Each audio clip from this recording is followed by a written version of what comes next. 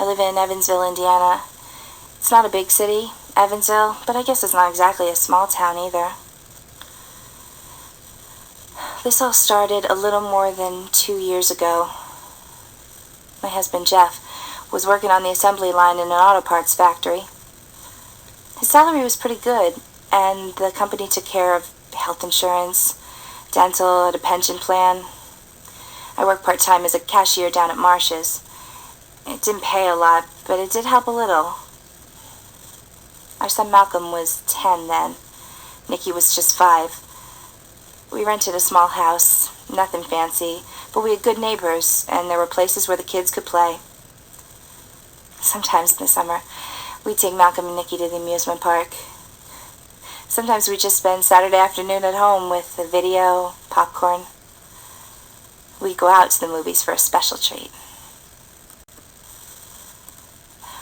We had debts, of course, just like everybody else. There was a car loan, credit card payments for some furniture, and store credit for a refrigerator we had to buy because the landlord wouldn't replace the old one when it broke.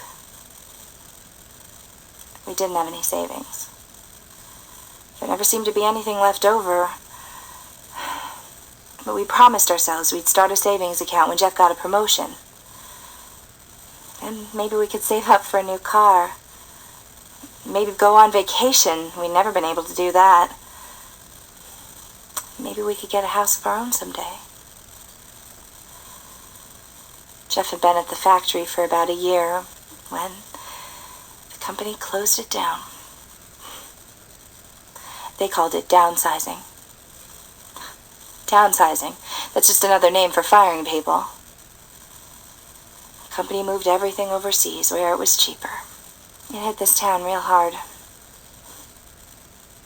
You never know what's going to happen, do you? Jeff went out looking for another job, but nobody was hiring. For a while he was getting unemployment, but that doesn't last forever. Things got tight at home real quick. Pretty soon we were right on the edge. Jeff picked up day labor whenever he could. He got paid in cash, and we managed to keep up payments on our bills.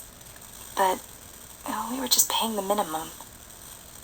Keeping the collectors away from the door, you know. We couldn't afford to pay anything off. We went on that way for almost a year, living from day to day. Well, Nikki started kindergarten, and Malcolm went to junior high. I hated sending them to school in their worn-out clothes. I was worried the other kids would make fun of them, but I just couldn't buy them anything new. I just kept telling them, and myself, that things were going to get better. Jeff got more and more frustrated. On days when he didn't get picked for a day labor job, he'd go looking for full-time work.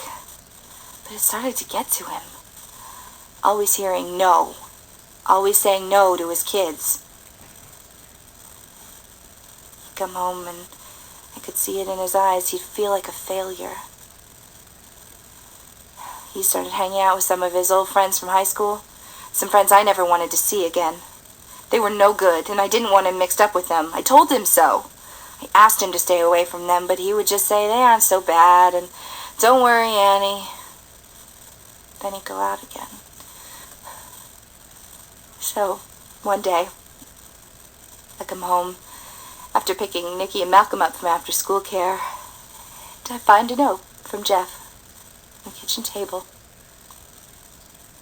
Annie, it said, I'm in some trouble. And I knew it was coming. He said he owed some debts to the people I'd warned him about. I don't know what it was. Drugs, gambling, he didn't say. He said, I think you'll be better off without me. Well, I cried and cried and cried. But somebody had to make dinner for Nikki and Malcolm. Somebody had to do the dishes, the laundry, get the groceries and pay the bills.